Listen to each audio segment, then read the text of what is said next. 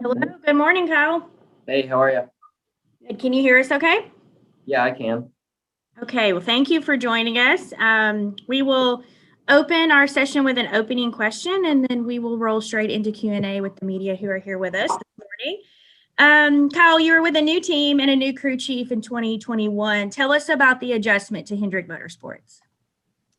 I don't know. I guess there really hasn't been much of an adjustment just because I've kind of been out of a race car or NASCAR Cup car for so long. So I guess the biggest adjustment is just getting the cockpit right and trying to really, even though we have measurements and stuff from when I was in the 42 car, just trying to really, remember if, because now things don't maybe feel the same because I've been out of a car for so long and my body's kind of gotten accustomed to sitting upright in a sprint car or midget. And so getting in the cockpit and trying to remember like, okay, the shifter feels normal there, or my pedal distance feels right or doesn't. The throttle and brake geometry and stuff like that, I think has probably been the thing to try and kind of, like I said, the toughest part to remember on if that's comfortable or not.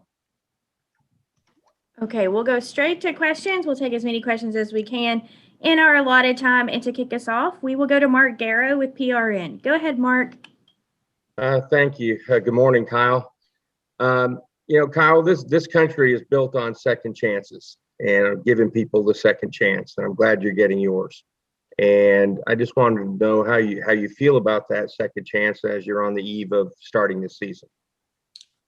Yeah, I feel extremely grateful, and because I really never thought that I would get another chance to race in NASCAR, and I kind of accepted that throughout the middle of last year, and kind of tried to shift my focus towards what's ahead in my new life of racing a bunch and driving up and down the road and stuff like that, and trying to figure out how that'll be with my family, my kids once they start school. So yeah, no, I'm like I said, grateful for my opportunity that Mr. H has given me, and it's pretty unbelievable, and I'm very thankful, and I hope to do a good job for everybody at Hendrick Motorsports, all my sponsors, and just do a good job on and off the track, to really take advantage of this second chance that I probably may not have deserved. And you obviously don't have anything to prove in a lot of ways because of the performances you've had on the racetrack, but do you feel at all like you have something to prove either on or off the track or anything going into this season? I don't know. I mean, I think with the success I had in the dirt stuff last year, winning 46 times, I'd like to be able to come back to NASCAR and be with a amazing organization who just won the championship, and go out there and be strong and win a lot of races too. I had a 50% win percentage last year. I know that's probably impossible to ever have in NASCAR, but I'd like to be competitive each week and win a lot of races and hopefully contend for the championship. And then like I said, also I think I do have a lot to prove off the racetrack, and showing people who I really am, and showing people the good person that I know I am. So yeah, I think there is definitely a lot that I need to prove on and off the racetrack. So I'm looking forward to getting that started here in a few days. Again, good luck. Thank you. Okay, we're going to take our next question from Jenna Fryer. Go ahead, Jenna. Hey, Kyle. How do you feel with getting ready to get into Daytona tomorrow? Is it like first day of school? Are you nervous at all, or are you at ease? I don't know. I think I'm just really excited. These last few weeks, I feel like time has flown by for me. Up until these last 2 or 3 weeks, it's felt like forever to get down to Daytona. I drove my bus down yesterday, and was just excited to get to that day. Get to I guess Sunday to drive it, and because I felt like once I got down here, things would start moving a little bit quicker again. So just ready to get going. It's been so long since I've been in a cup car, and now that I'm with a great team, it's just a lot that I'm excited about. I'm excited to get on the track and get racing and competing and getting to work with a bunch of new guys.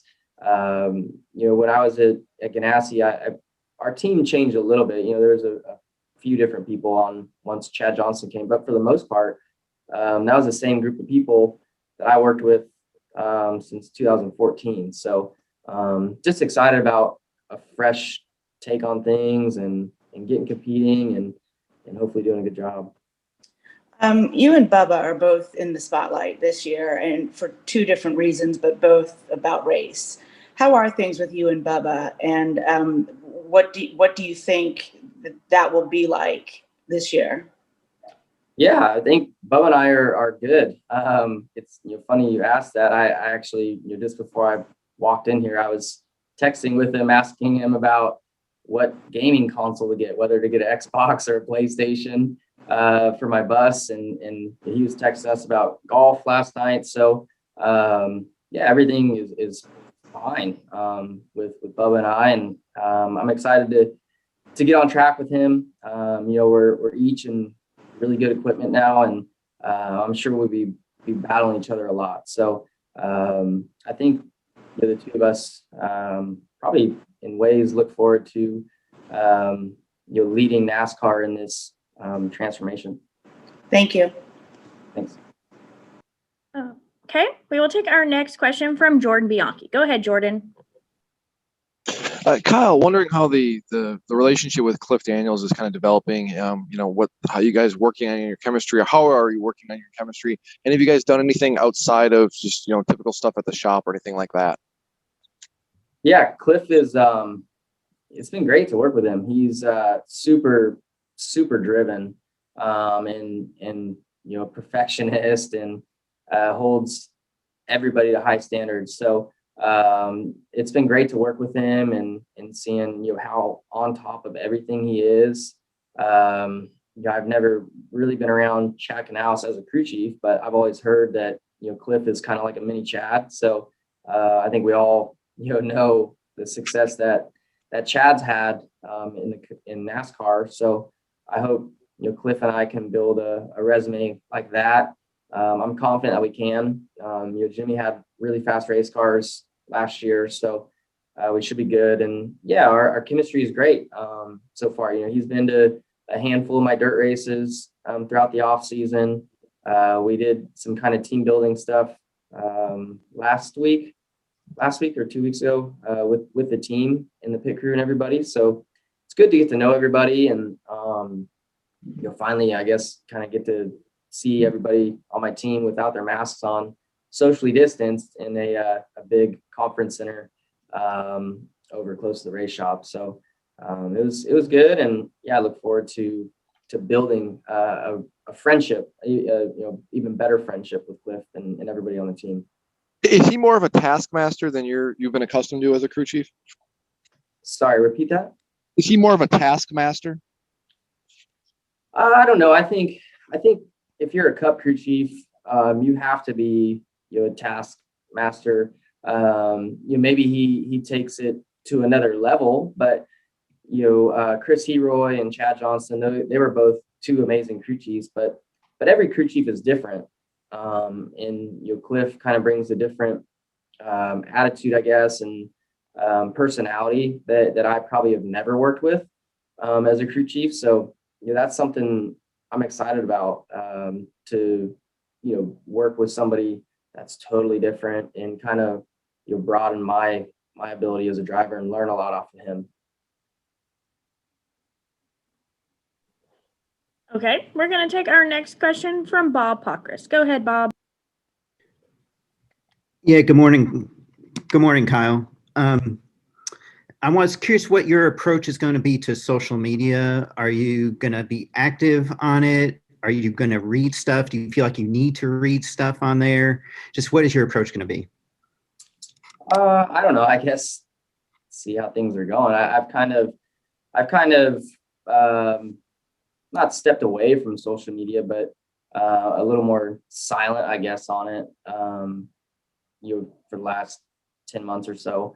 And I actually like that. I get to spend more time, with doing other things and more important things than, burying my face into my phone.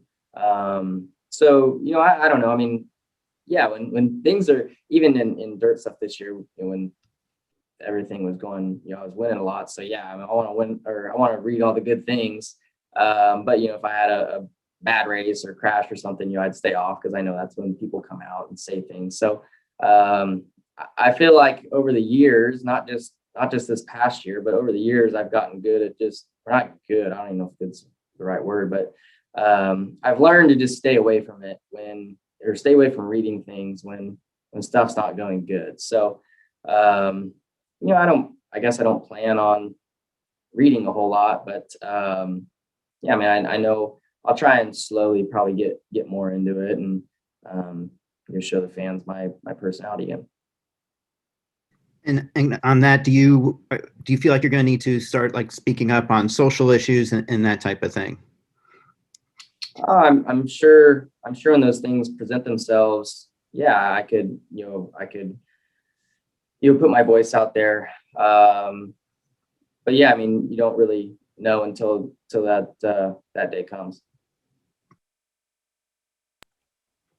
Okay, we're going to take our next question from Claire B. Lane. Go ahead, Claire. Thank you.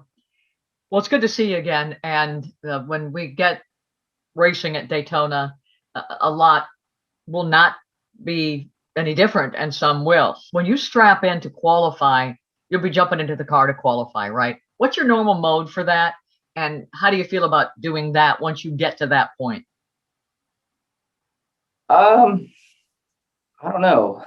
There's a lot that I think that's changed, since I haven't been in the sport. I feel like I'm the one guy who hasn't been a part of any of these, the new COVID era of NASCAR.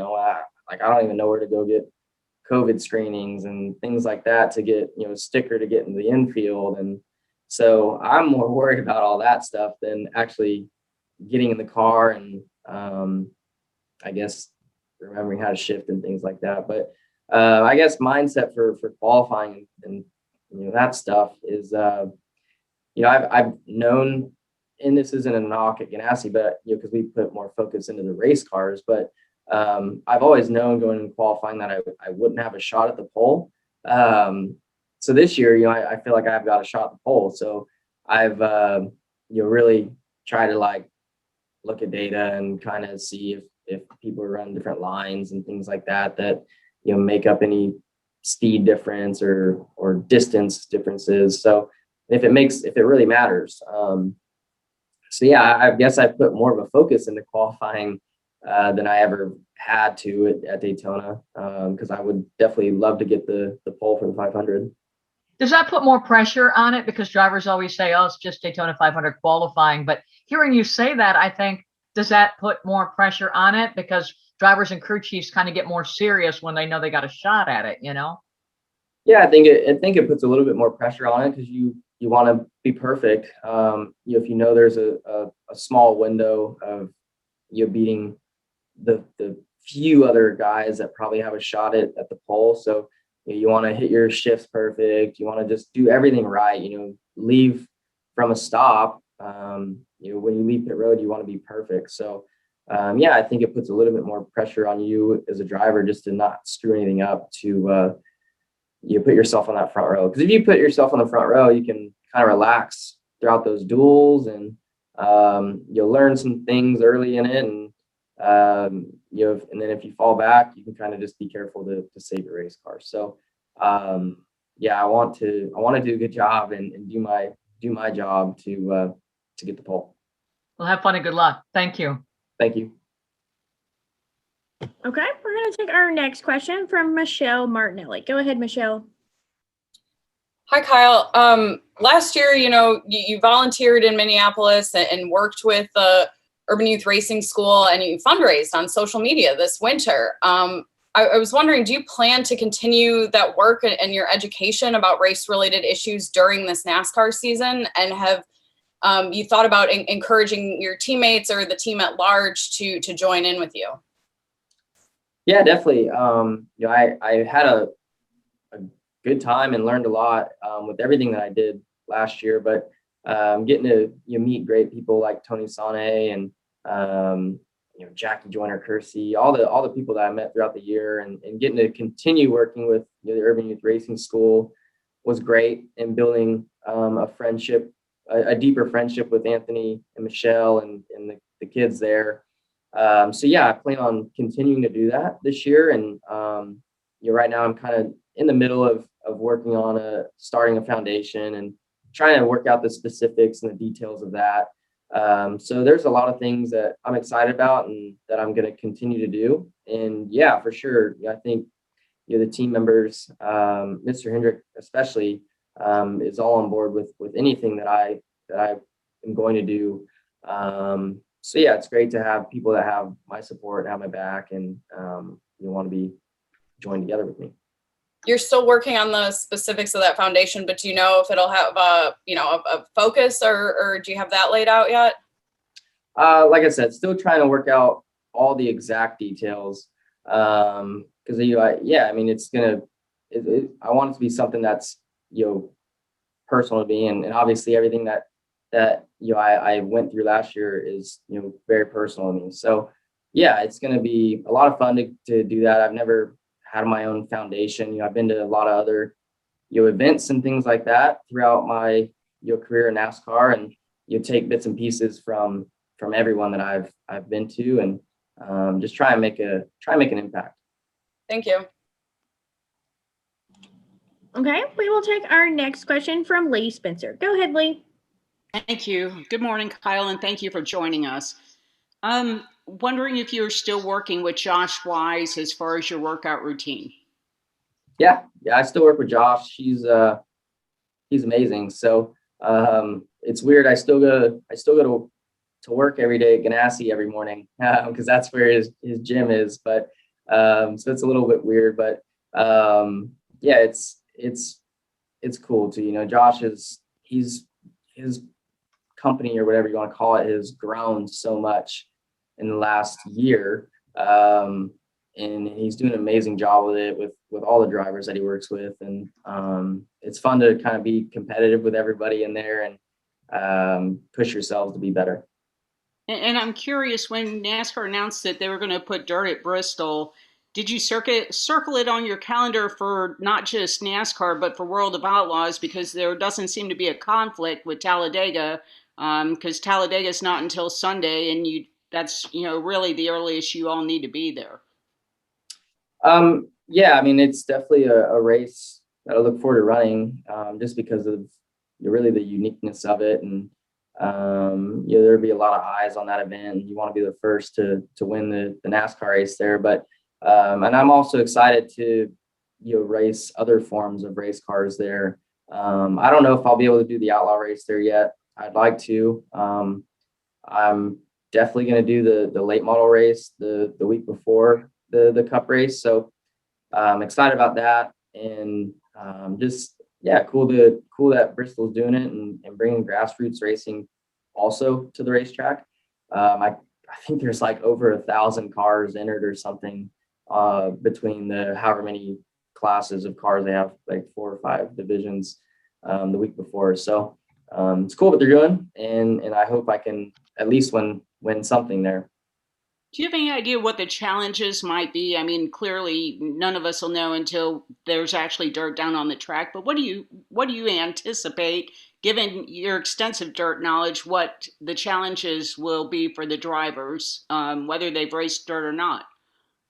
Yeah, I don't know. I think it's all really unknown until we all get there. I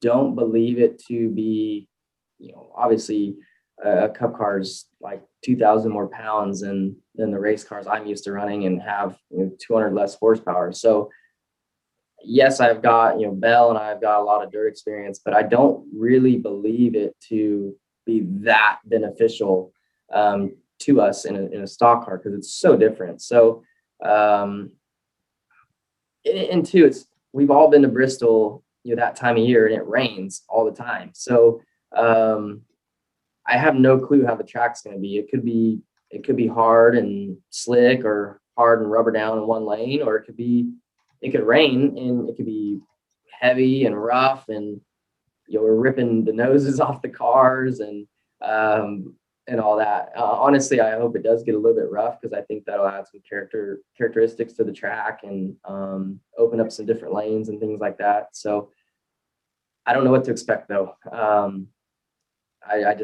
can't wait for that event in I guess the week before. I'll get some laps and get an idea of kind of how the surface is, and then I can go talk to our team. Appreciate your time. Thank you. Thanks. Okay, we're going to take our next question from Heather Williams. Go ahead, Heather. Sorry, couldn't get the unmute off. Hey, Kyle, I was just wondering, I wanted to follow up on Mark's question a little bit. In the time this summer where you didn't know what your future was going to be with NASCAR, how hard was that? And how much did racing your dirt cars, how much did that help you kind of, I guess, get through that time period? Yeah, there was, a lot of, I guess, thoughts on, like I said, my life going forward, throughout the summer. But, I was kind of at peace with that. Dirt racing has always been something that I could go back to whenever I've been, had a rough stretch of things in NASCAR, and kind of turn my confidence around and get my attitude, going in the right direction. And that's kind of what this past year, of getting back to race sprint cars and midgets and even the late model stuff kind of helped me do. And two, I had, my best season ever in a race car. So whenever you're winning, that's always helping things. So, yeah, it's like I said, I didn't know if I would have an opportunity to race in NASCAR, but I was trying to do everything I could on and off the racetrack throughout last year to try and get that opportunity. And I'm thankful that Mr. Hendrick saw the work that I was putting in, and picked up the phone to get me to get hired on at their race team. So yeah, it was a tough year for sure, but I grew as a person and grew as a race car driver. And now I look forward to putting everything together this year and being a great person and a great race car driver. Thank you. Okay, we're going to take our next question from Jerry Jordan. Go ahead, Jerry. Hey, Kyle, I wanted to play off Lee's questions a little bit, because going into Bristol, you are the favorite, according to anybody who talks on social media or even the Vegas odds makers. Is there any extra pressure for you, or do you look at it as kind of another challenge? I don't know. I don't really look at it one way or the other. Honestly, I kind of just look at it as another race. I put a lot of emphasis into every race that's upcoming, and it'll be no different at Bristol. So I don't think that as of right now, as we sit in February or whatever, I don't put any extra pressure on myself going there. But I'm sure as we get within a week or two of that event, yeah, maybe I'll put more pressure on myself. But like I said, I'm not going to prepare any differently. So like I said, I don't.